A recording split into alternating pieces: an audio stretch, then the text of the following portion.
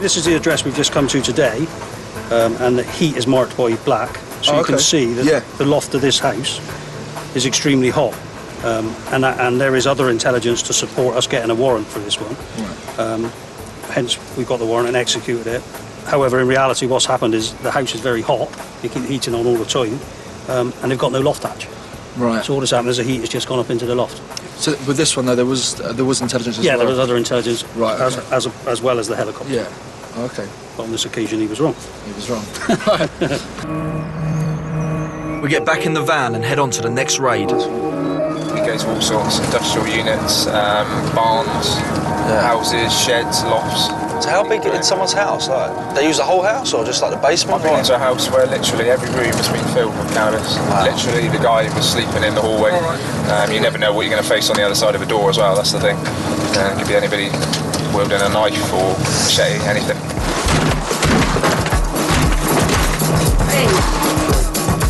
This concrete shed is at the back of a suburban garden.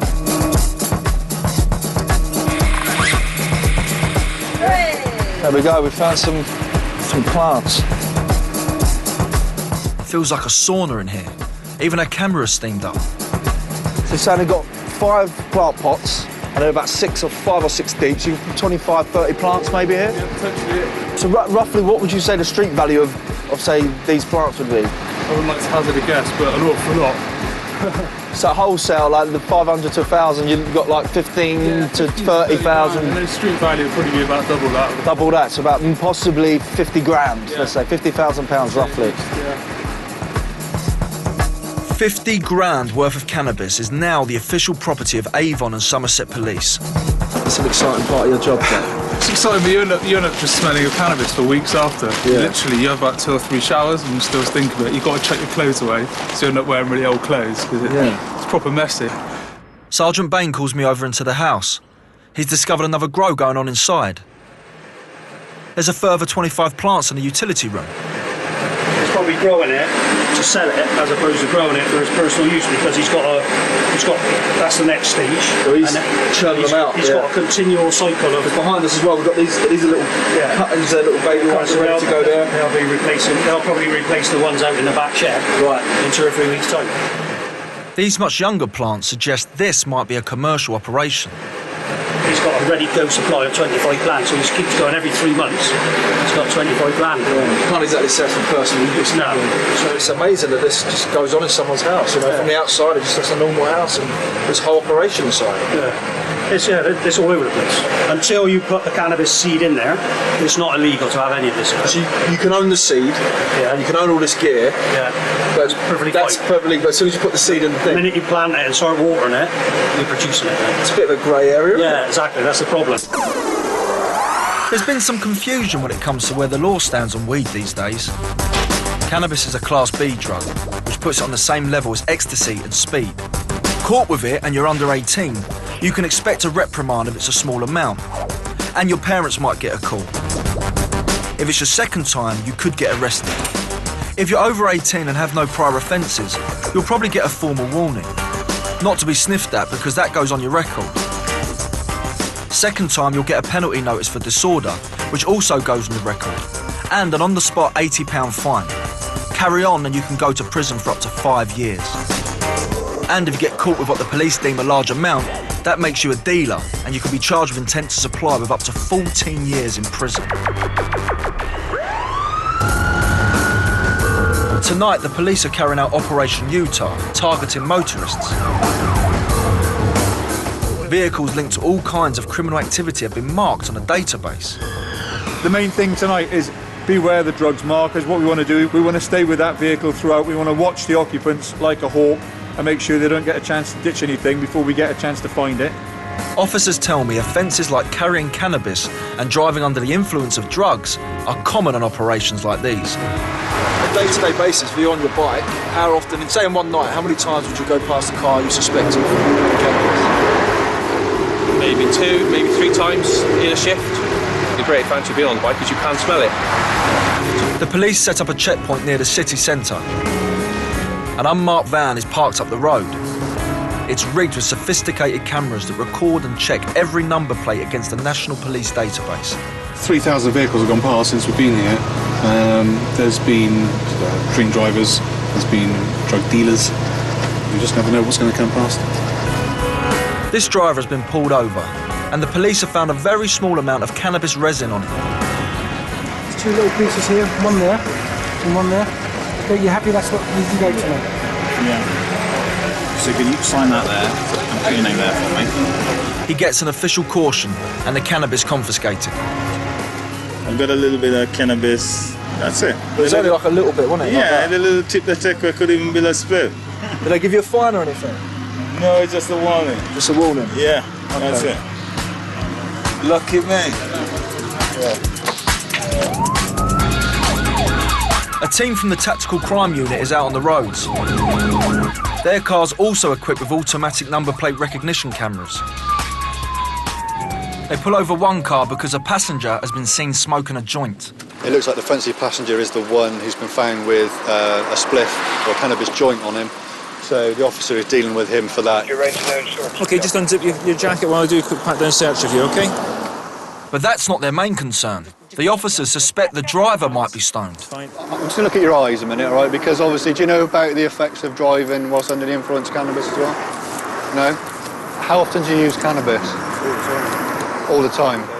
How often a day? 1 a day, is it? Or 2 a day?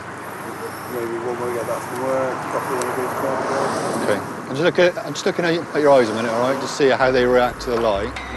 Police take driving under the influence of drugs as seriously as drink driving. Yeah, they are reactive, that's fine. What I'm going to do, because of what you said, I'm going to do what we call a preliminary impairment test. All right? OK, this is what we call the Romberg balance test. What I want you to do is stand up straight with your heels and toes together and your arms by your sides. OK, and I want you to do heel to toe, heel to toe, heel to toe, 3, 4... With no cannabis equivalent of a breathalyzer, the police use a series of coordination tests to establish whether someone is stoned. Heel to toe as best you can, as straight, that's it. OK, this is what we call the one-legged test. Now I want you to lift your left hand, touch your nose, and down. If you just keep your arms by your sides and just raise your foot as high as is comfortable, 6 to 8 inches is normal. That is the end of the test, and I can't see any reason why we should take you into custody. Your eyes are within the range of being OK. I know it's a bit embarrassing, but you've passed anyway. If he'd been found to be stoned, the consequences could have been as serious as getting caught drink driving, and no wonder.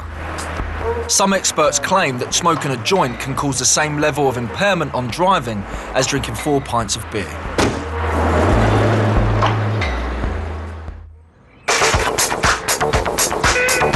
Where me and my mates grew up, cannabis dealers were everywhere, just like on this estate on the outskirts of London. I'm meeting 3 lads who started selling weed here when they were just 15. I want to know what made them get into it. What's your name?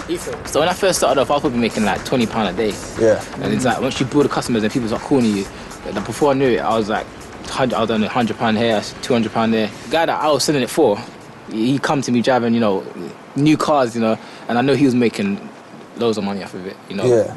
Probably because I know he had loads of guys selling it for him. So if I'm giving him, a part like £100 a day out of what I made, and you've got 10 people selling it for him, yeah, that's like £1,000 a day. I smoke it all, you know what I'm saying? Sell some of it, smoke it all, hardly make enough money, and everyone else was making money, but I just smoked it all, so I wasn't earning that much weekly. Yeah, so you were no good at dealing then. Not even, I smoked it all, man. You can earn more than you earn in a 9 to 5, working a week, in a day, when you're smoking weed and selling it kind of thing, innit? No one can't... These guys seem quite laid back about their past. But there must have been a more sinister side to all of this. I know I got stabbed over it. You get into all kinds of things. So you've been stabbed? Yeah, I've been stabbed twice in the leg. I got stabbed twice in the leg. Because of the whole gang, and it's a dangerous game, man. Some people say that weed can't be addictive, you know that. So tell you what you feel when you're addicted. The funny thing is, some people could say that we don't get you addicted, but they don't know that they're addicted. They just think that, I'm in control. But someone said it's once you try and stop, you realise you are addicted. When they started to see the downside of smoking weed, they decided to quit using and dealing and clean up their lives. I never got to that stage where I was like, you know, like banging my head on the wall and, you know, biting the curb and stuff like that. I never got to that stage. I never got to that stage, but I've seen people like that for real. I've definitely seen people smoke weed and they become crazy. It's like, you can't even talk to them, they're mad in the head. I know guys that used to be good kids, good guys, and when they start smoking now they're paranoid, they're mad. You talk to them, they're quick-tempered. These are the first cannabis users I've met who aren't singing its praises.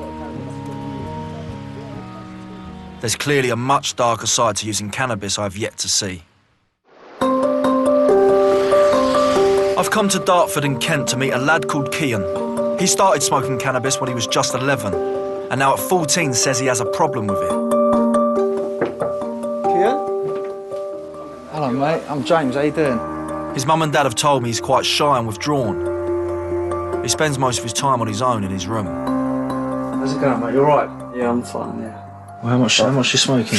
Well, I'm smoking like most days. Not really a like particular amount. I just smoke most days. Well, like a couple of joints and that. Yeah, a couple a day. Yeah.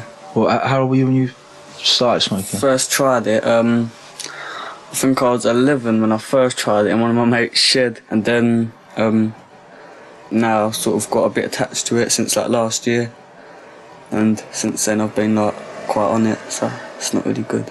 At first it's like just fun, get stoned, laugh at just anything really, but then after a while you realise the effects from it, and it's like does mess you up quite a bit. I've only been smoking it enough for it to affect me for about a year, and I've felt full effects from it.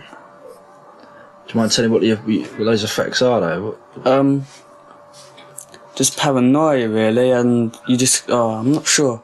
Like, just say if I'm walking home on my own, I'd be paranoid, I'd be looking at cars and I'd think there'd be someone in there, and I'd be like, and just different things like that. Sometimes you can feel depressed, like out of nowhere, you'd be sitting there all fine. Like today actually, I was all fine earlier, and then I just started feeling all depressed randomly. People think like weed, no, it's just a laugh, but it's not. Yeah, cannabis is really serious, it does really mess you up. There are people out there that like they reckon it's not addictive. It's like a really easy drug just to put down. No. What would you say? What would you say to them people though? It's definitely addictive. I don't know how anyone can say it's not addictive. It's extremely addictive. Well, I wouldn't be smoking it anymore. Downstairs, it's time for dinner. Where shall I sit? Anywhere you like. Sit next to you, maybe? Is Kian not coming down for dinner now? I think so, no. I said you come down for dinner. That's why I'm not hungry. I discovered that Kian's mum, Sarah, also used cannabis as a kid. So when you were growing up, Sarah, how old were you when you started smoking? I was 13. Yeah. Yeah. Yes. I started smoking quite young, but I'm so glad that I don't smoke anymore, like I say, because it was making me paranoid in the end. Has it been tough, you know, being an ex-cannabis smoker yourself and now seeing, you know, your kids going through, you know, cannabis use and experiences? Has that been quite tough? It has been, knowing when Kian comes to me and says, oh, I really want to give up, you know, I'm really trying, and he says, right, I'm going to give up today. And then you know he's coming and he's sort of stoned and stuff like that, and you think, oh, poor thing. Right, Kian, you ready? Kian's not hiding in his room for the rest of the weekend. Friday night for him means he's going to a party with his mates. Hello. I'm in the car, like, on my way down, mate. Alright, cool, mate. I'll be there in about 10 minutes. How often do you go out like this, every weekend? Yeah, most Fridays and most Saturdays I go out, like, His dad, Chris, seems resigned to the fact that Kian will probably end up getting stoned tonight. Nice to meet you, Kian. Cheers, mate. Really nice talking to you. Right, see you later. All the best, mate. See you later. On the way back, I asked Chris how he thinks Kian has changed since he's been using weed. When he started in secondary school, he had tremendous potential. He's very clued up, very quick with things.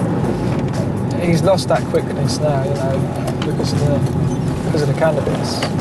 And I just think they could have done so much better at school, but I just think he's been robbed, really. But Kian is not alone. More and more young people are suffering from serious cannabis problems. Last year, almost 4,000 people his age were offered help to get them off the drug.